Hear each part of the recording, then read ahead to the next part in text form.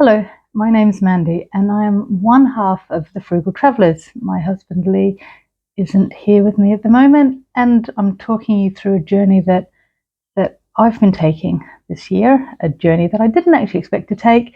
It's one of being diagnosed with breast cancer. I've made a video about it already showing, the initial parts of that, but I just thought I'd take the opportunity in this video to how do I put this? It's like your life goes along nice and simply and ordinarily, and then all of a sudden, boom, you hear the word that absolutely no one wants to hear. You have a malignant tumor. You have cancer. Let's be honest, let's be blunt. But something that I have heard, like our wonderful friend in Portugal, Ava, sent a podcast, Marissa Peer, My Body is a Wellness Making Machine, and then she says, don't attach possession to something that you don't actually want to own. I've made a video showing the initial news, the shock, all that sort of stuff. But in this video, I just wanted to go through, help you all with I don't know, I'm going to call it like a lay person's, quick guide to understanding a diagnosis. I'm definitely not a medically trained person at all. When I first received the news, I'm one of those people who just jumped onto Google, and I researched and I researched and I searched and I searched, and I spent hours, days going over everything, especially once I got my results. So that's why I thought I'd use this opportunity to talk you through my results and kind of what it means in a big picture. So first of all, when I had the initial mammogram, did calcification. So that's when I went to a city hospital, Kandy, in Sri Lanka, and had a ultrasound biopsy and another mammogram. Now, with the ultrasound biopsy, it stated that there was a lesion, 11 o'clock. And if you look at the picture, wow, I'm not too sure how to read which bit's the cancer, which bit's the tumor. I'm assuming it's the black dot, the black hole. Yeah, that's what I'm going to call it. So that was done on the 10th of July. I got the results the next day. That's how incredibly efficient they were. And this is the histopathology report that I received. So 6 cores of tissue. And so the lesion of the left breast reveals an invasive breast carcinoma, no special type, modified Nottingham grade 2. There are different types of breast cancer. The most simple ones, shall we say, are the in situ ones. There's ductal carcinoma. It's a non-invasive breast cancer that hasn't spread outside the milk ducts where it started. It's not life-threatening, but it's considered possibly a precursor to invasive breast cancer. And about 16% of all breast cancers diagnosed are ductal carcinoma in situ. And then there's lobular carcinoma in situ. It's also non-invasive, and that's the lobules. They are the long, thin tubes that run from the ducts down to the breast. I'm not explaining that very well, but hopefully I'll be able to find a picture to put up to help you all understand what I'm talking about. Fortunately, I didn't have one of the, ductal carcinoma in situ or lobular carcinoma in situ. I was diagnosed with invasive breast cancer. So there's invasive ductal carcinoma. It's a invasive breast cancer that starts in the milk ducts, which are the tubes that carry milk from the lobules to the nipple. That's the most common type of cancer. About 80% of all breast cancers are invasive ductal carcinoma. Then there's invasive lobular carcinoma. Invasive breast cancer starts in the lobules. And these are the glands in the breast that produce the milk. Second most common type of breast cancer, about 10%. Because it turns out that the tumor I was diagnosed with was actually invasive lobular carcinoma. Now, the thing with invasive lobular carcinoma, it's a lot harder to actually detect, because if there's malignant cells forming a tumor in the ducts, then it presents as a lump. So it's a lot easier to find. Lobular, they're long and thin and sneaky, and they sort of go down there and very difficult to find. So I was so fortunate indeed that my body presented this indentation on my left breast at 11 o'clock position, because otherwise I wouldn't have even known that there was a tumor forming. So be very careful with my terminology, not associating possession with what was going on, shall we say. But so anyway, they're the two types of invasive breast cancer. Now there's also inflammatory breast cancer and metastatic breast cancer.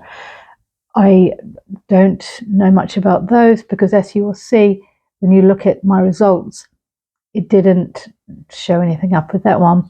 Okay, so that then brings us to Nottingham grade. It's also known as the histologic score. It describes how different cancer cells' appearance and growth patterns are from normal, healthy breast cells. It's only used to describe breast cancer cells, Nottingham grade.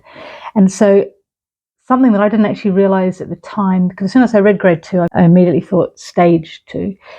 Turns out grade is usually written in Arabic numbers, 1, 2, and 3, whereas stage of a cancer is written in Roman numerals, like 1, 2, 3, and 4. Now the thing is, you don't actually know what stage you're at quite often until after surgery. But stage 0 means that there's no cancer, only abnormal cells with the potential to become cancer. Stage 1 means the cancer is small and only in one area. Stage 2 and 3 mean, well, it's different. It's like stage 2A, stage 2B. Stage 2 basically means that the tumor is over 20 millimeters, 2 centimeters, or it's gone into the lymph nodes. And stage 3 as well, like larger again, and or has gone into nearby tissues or lymph nodes. And stage 4 means the cancer spread to other parts of the body. It has metastasized. I hope I'm saying that correctly. Sorry if I'm not.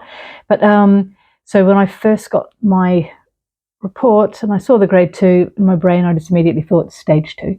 But then, as you can see with the ultrasound, with it saying that it's like under 20 millimeters, 2 centimeters, that put me like initially in the stage 1 category. So that was like good to hear, it's very good news. In the situation with the histopathology report, it said that there was like one lesion and there's one invasive tumor, but they don't actually know until later what's happening with the lymph nodes. That was why it's so important for me to know exactly what type of cancer it was. And for that, I had the immunohistochemical assessment done.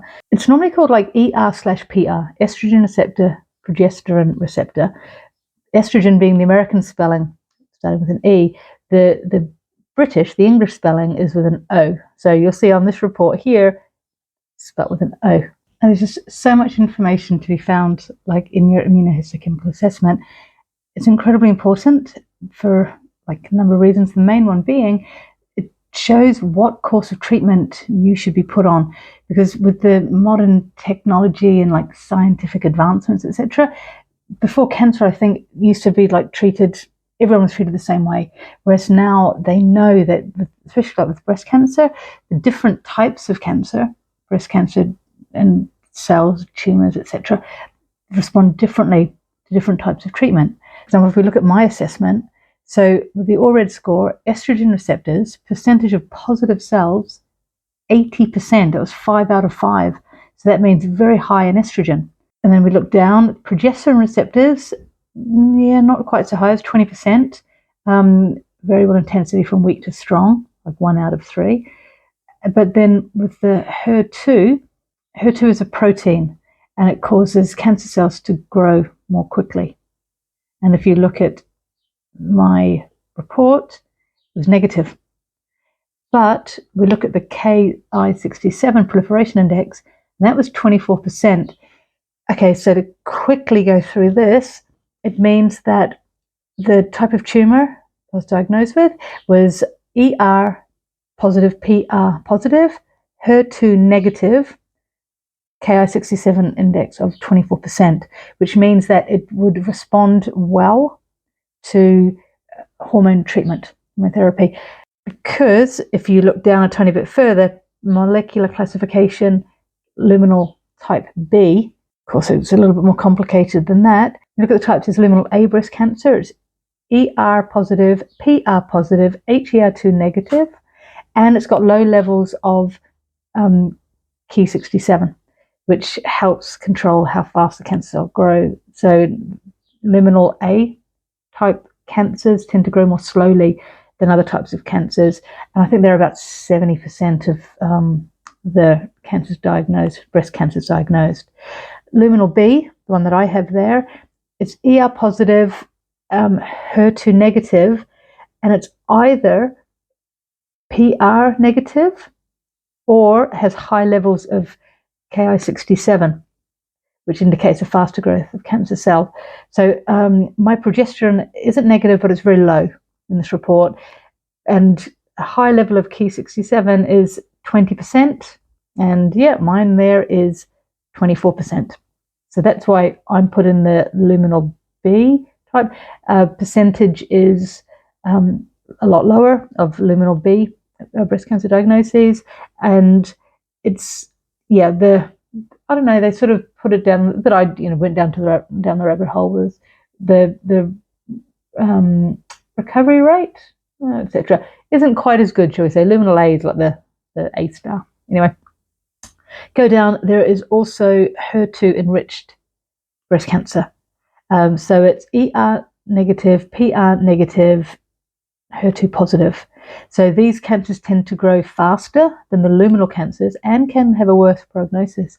But the great thing is with medical advancements, they're usually successfully treated with targeted therapy medications aimed at the HER2 protein. And I also heard that they respond quite well to chemotherapy, for example, better than the hormone ones, potentially better than the hormone ones. And then there's the triple negative or basal-like breast cancer that's ER negative, PR negative, HER2 negative. Now these ones, they're more common in people with like a BRCA1 mutation, the BRCA1 mutation, what Angelina Jolie had. Considered more aggressive than either luminal A or luminal B, but of course there are many treatments for it nowadays. And that was my immunohistochemical assessment. But so there was a lot to unpack from reading these reports. I was in Sri Lanka. Lee and I spoke to my GP once. So all I could do was ask my GP to refer me to a hospital within Perth, where we lived, and take things from there. So I do hope that this video has helped, I don't know, give you like a really quick crash course into how to interpret your results, your report, in case you get it when you don't have medical people around to actually advise you. My situation, I'm sure my situation was quite rare. I'm sure people normally go into the doctor's surgery and they're told the information there. But for me, it actually worked really well this way because I could throw myself into the research. Got loads of brilliant books out from the library using the Libby app. I made a video once, our favourite apps for travel, and Libby's way up there for me because I got some excellent books out of the library. I got Dr. Christy Funk, Breast, the Owner's Manual. She was the surgeon for Angelina Jolie and Sheryl Crow, and absolutely brilliant. So much wonderful information. And there are some other books as well, like I'll put the names up and in the pinned comment because they helped me immeasurably. I still read them now. Like I'm still reading them over and over, just going backwards and forwards. Dr. Christy Funk came up with this brilliant smoothie, an antioxidant smoothie. I've adapted it slightly, a few more ingredients, and I'll be showing that in a later video because I love my smoothie. But so the next video that I will be showing, it'll be going back to Sri Lanka and just talking through like what happened next. But I just wanted to, this is just a quick, as I said, a layperson's crash course in understanding a diagnosis of breast cancer. Because if you're anything like me, man, it just threw me for six. Didn't expect it. Came out of nowhere. I had no idea of what to do, of what on earth any of these things were. Suddenly to learn about ER positive or negative, PR positive or negative, HER2, I was saying HER2 for ages, which is a protein, and Ki67, and just lobular carcinoma, or ductal carcinoma, and there's just so many different things. I did actually join a few Facebook groups as well, which were brilliant, but you just have to be careful with that. A really good friend of mine just warned me. She said, just watch out, because there'll be a lot of people on there who potentially really they've been going through a lot and they need a lot of help. And so someone who's been newly diagnosed, it may be a little bit overwhelming to hear what other people are going through, if you know what I mean. I'm not quite putting that right, but so you really need to focus on your mental well-being in these early days, early weeks, early months until you get started on the road to treatment, because like, you can get through this, you can overcome this. Like, I know we can. You just get the mindset right, get the body right, get the treatment right, and everything will work out. Everything will be wonderful. Totally believe in you. From like my heart to yours, I hope everything is going so well with you. And until the next one, bye for now.